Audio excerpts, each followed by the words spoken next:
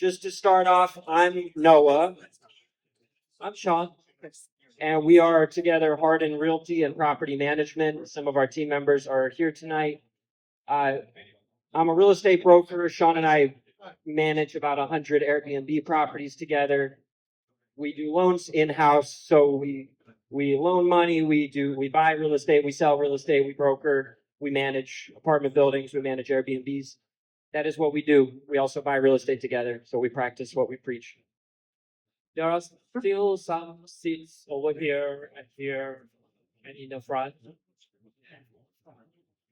And so we are joined tonight also. Grace has graced us with her presence to talk about kind of the nitty gritty of the new tax legislation and how it can impact you. She is smarter than I am, so she'll be able to explain it in more logistical, technical terms. And I'll try to keep it at a high level, simple for people like me. So before we begin with that, I'm just going to pass the mic around. If you guys all want to very, very briefly, please introduce yourself.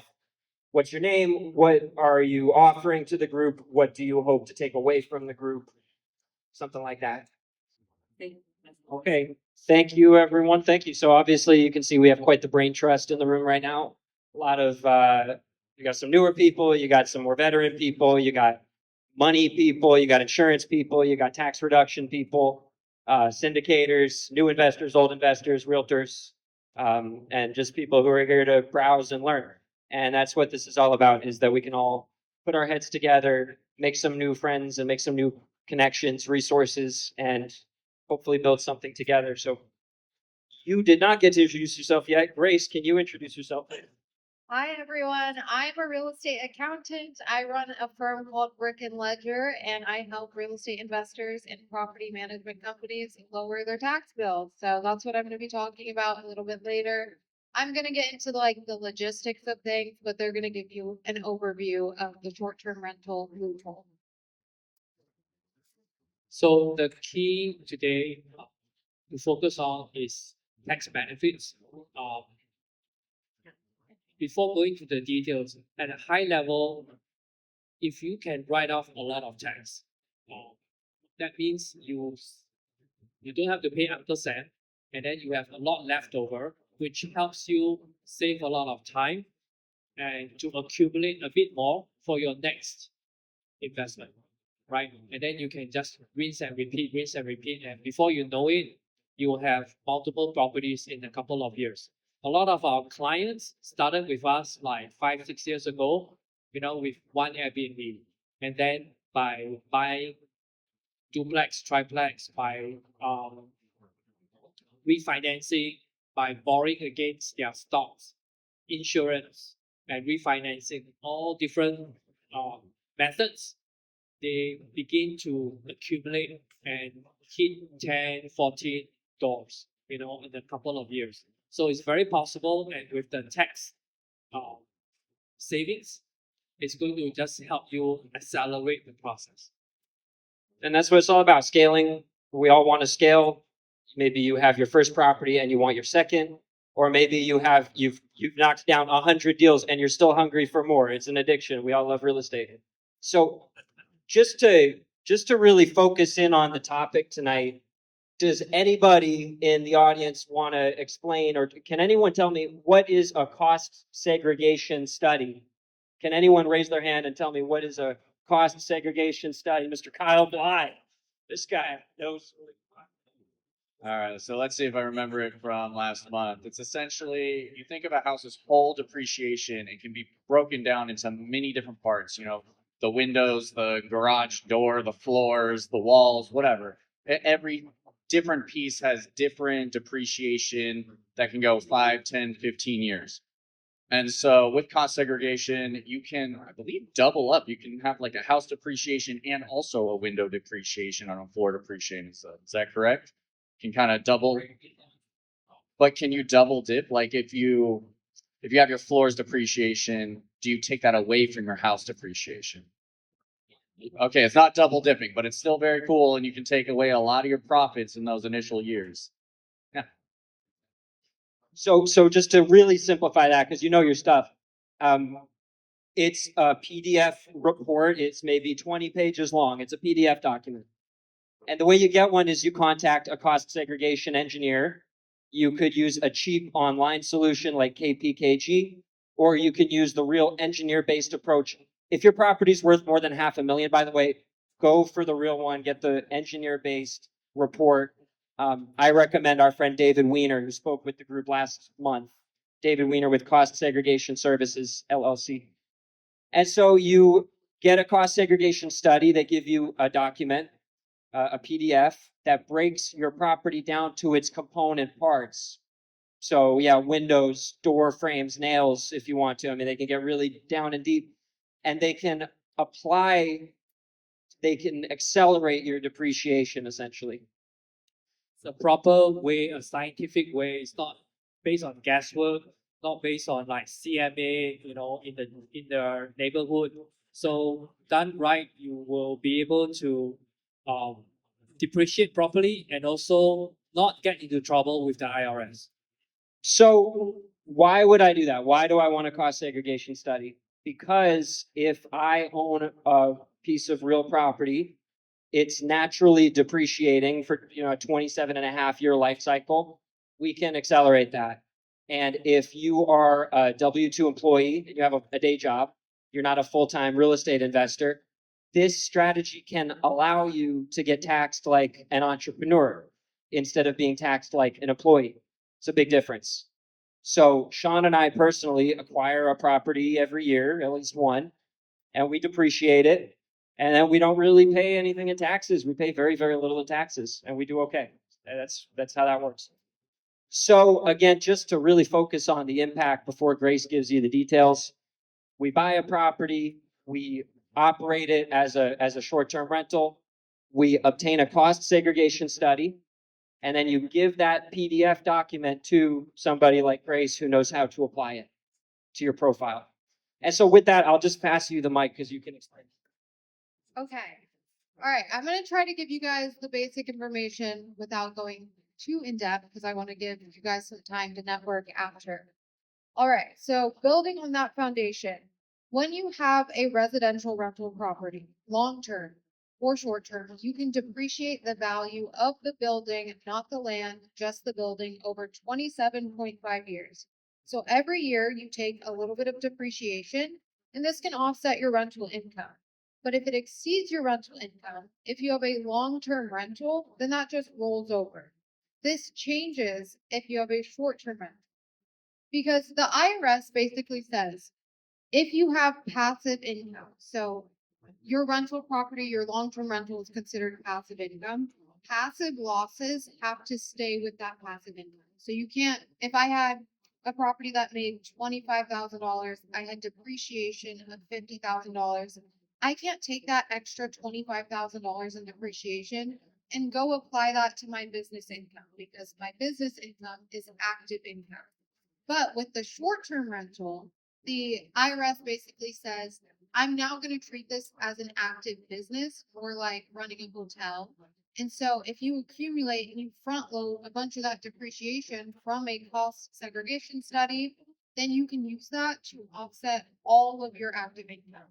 And you can see how powerful this would be if you were stacking 2, 3, 4 short-term rentals, because you could essentially do a cost segregation study. And if I knew I was going to make a lot of money in my business next year, or I was going to get a big salary increase, and I wanted to, because by the way, your earned income is taxed the highest. So if I wanted to reduce that tax liability, I could buy a property, do a cost segregation study, and then with all that extra depreciation, I could use that to offset my business income. So it's super powerful. Now, how does this relate to new legislation? The One Big Beautiful Bill Act passed. And what that did is it brought back bonus depreciation. Bonus depreciation, if you don't remember from last time, it's where you can break out components of your building and depreciate them at 100% in the first year of service. So I could break out appliances or the floors and depreciate those at 100% cost. So that's a lot of depreciation. If I was making a ton of money in my business and I needed to offset those taxes, and then I did bonus or I used bonus depreciation, I could reduce my tax liability by tens of thousands of dollars, and I've seen it. I've helped clients do this. It's called a loophole, but it's really written in the tax code. Like this is completely. But the IRS is specific, and they definitely. Sorry, can you guys hear me? I can barely hear myself. Sorry. Closer? Oh my gosh, I'm sorry. I'm like sitting here, I'm like, people are looking at me like they can't hear me. Okay. No, you're good. You should have. Where was I? So to qualify for a short-term rental, to be considered your property to be a short-term rental, there are two things that the IRS is going to make you have. And this is your guest stay. The stay that your guests have must be 7 days or less on average.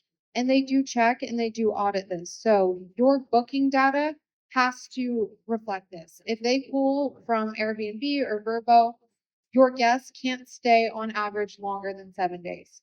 The second thing is material participation. You have to you have to be the one calling the shots. You can't hand everything off to a property management company. There are two tests that the IRS use for material participation. Number one is the 500-hour test, where you spend 500 hours or more managing your property. So this doesn't mean that you have to be the one doing the cleanings or the repairs, but you have to be able to show a log of times that you've spent coordinating, consulting, handling turnovers, things like that. And it has to exceed 500 hours. Or if your property doesn't require 500 hours, because not every property does, then you just have to spend 100 hours or more and be the person that spends the most time managing your property. So someone else can't have a log of time that says, I spent more time managing the property than you. And the reason for this is just that they want to make sure you're an active owner, because if they're treating your income as active, you have to be an active owner. You cannot be passive. Yeah. So just to, because this is really, really important. This is the trick to unlock the so-called STR tax loophole, which is not a loophole. The trick is you're supposed to spend at least 100 hours a year operating your short-term rental and more than anybody else. Now, there are some ways that we sort of work with that regulation, but that is what the regulation stipulates. So you have to actively participate in the management to execute this tax strategy. 100 hours is still quite a lot for people who have an active job, right? So through technology and certain ways, we can help you achieve those hours. Like I said, you don't have to be the one doing the work. You don't have to go clean the property. There are ways that you can manage the property, while you're working a full-time job, and they can help you with that. But that is the IRS requirement. And so you have to meet either the 500-hour test or the 100-hour and more than anyone else test. And then, like I said, the guest stay must be 7 days on average or less. And if you hit both of those things, you have a short-term rental, they consider it active income, and therefore that active losses can offset all of your active income. This includes your W-2 wages, this includes your business income, your consulting fees, everything. So to wrap it up, I basically want you guys to take away this. A long-term rental is passive income. Passive losses stay with passive income. If you meet those two things, then you have a short-term rental that becomes, according to the IRS, active income, and therefore depreciation and other losses you can use to offset your W-2 wages and your business income. But keep documentation. I cannot stress this enough. You need to be able to show the IRS that your average guest stay is 7 days or less, and that you're spending time managing the property. If you do not have this documentation when they ask, there will be penalties. And utilize bonus depreciation, tax plan. This is why tax planning is so important. If you know that you're going to make a lot of money next year, it might be time to implement this strategy so that you're not paying taxes. Every single dollar that you don't pay the IRS is a dollar that you can save and you can reinvest into more short-term rentals and continue to lower your tax liability. So yeah, that's all. That's all the nitty-gritty of it. Thank you guys. The difference is huge. We have some questions. We'll have them. The difference is huge. That's why a lot of our investors do this with us, right? They consult us. We tell them what they must do to qualify. Once they do, they see the huge tax savings, the cost segregation, all the benefits, and then they become repeat customers. Last year, we had a client who started with 2 luxurious Airbnbs, kind of duplex, and then he liked the numbers. And then this year, he bought a $1.6 million quadplex, and then he tells his friend bought another luxurious Airbnb. So, it keeps spreading. So this benefit is real, right?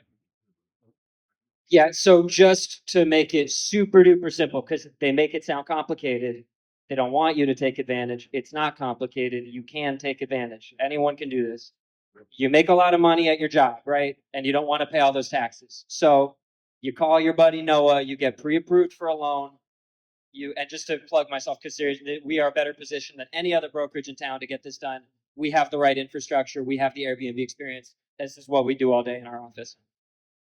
Get pre-approved for a loan, buy a property that will work as a short-term rental, operate it as a short-term rental, call our friend David Wiener to get your cost segregation study, and then call Grace or your CPA or whomever to apply that depreciation and save a ton of money. That's how it works. So with that, and thank you, Grace. Can we give it up for Grace? And also, I want to mention there's no limit to this. So if you did a cost segregation study and you had front loaded all this depreciation, it's not like the IRS says, well, you can only, there are specific rules when your rental is not treated as active income. So with a long-term rental, it's 25,000 if you make under $100,000, and I'm not going to get into that right now. But what I want to make obvious is that there's no limit. If you had $100,000 of depreciation and you're considered to have active income, you can use that full $100,000 to offset all of your active income. So don't think that there's some sort of cap on this, or because there's been people, I'm telling you, I've helped clients reduce their tax liability to zero, and they make multi six figures every single year. So definitely this is something you want to, it seems like a lot of work, I think, with the 7 days, an average thing, and then putting in all the work of the hours managing, but this can save you thousands and thousands of dollars. So it's definitely something to look into at least. Okay, let's take questions. I was just curious how you document and log those hours. So I would use your tax professional definitely to do this, but if you wanted to do this on your own time, just an Excel spreadsheet. It doesn't have to be anything complicated. It just has to show on this day I did this and it took me this long. That's it. Yeah. You were first. Is part of the establishment of being an investor, is that having your property listed as an LLC? Does that allow you to be a business owner? Is that part of the criteria that you have to use as well? No, that is not part of the criteria at all. There are other tax advantages to doing that, but that you don't need to do that to qualify for the STR loophole. We have a lot of individual or sometimes married individuals who are executing the strategy. They work for NVIDIA, they work for Tesla, they work for Google, they whatever. That's who's doing this. It's just a lot of people like you and me. I want to ask about the short-term rental market because it was very popular, and I heard it's the market is like a lot more supply than the demand is going down. Airbnb no longer than popular as before. How do you address that? I think that's Basically, markets go up and down all the time, right? But in whichever region you are, it's not just about whether the market is going up or down. It's also how you are performing against the competition, right? You can be in the easiest market But if you don't know what you're doing, you might still do badly, right? I can be in a tough market, but if I know what I'm doing, then I can still outperform the competition. So when we started 6 years ago, we saw that a lot of people were not finishing it right, couldn't take professional photos, didn't automate, whatever. So we quickly did much better than the competition in Sacramento. And then we grew beyond that. We also managed Airbnbs in San Diego, in Phoenix, or whatever. So it's how you do against your local competition. I also just want to add on that Sacramento in particular is a very stable market. We are a state capital. We have two major universities. We're one of the fastest growing metros in the country for the last decade every year. Travel nurses, there's the healthcare industry, there's new development projects. There's no shortage of short-term rental demand in Sacramento. Vacation markets, by contrast, like your Scottsdale, Arizona, Florida, Tennessee, we've seen that those markets really suffer when the economy is down and there's less discretionary income, there's less discretionary spending. But nobody's coming to Sacramento for vacation, frankly. People come here because they have to. And so, and this is home, and I love it. So, why? Quick question. I thought to deduct rental income, even short-term rental income from your W-2, you had to be considered a real estate professional. And I thought you needed to have like 750 hours a year, or possibly at least half of your W-2 hours, or have a spouse that does that.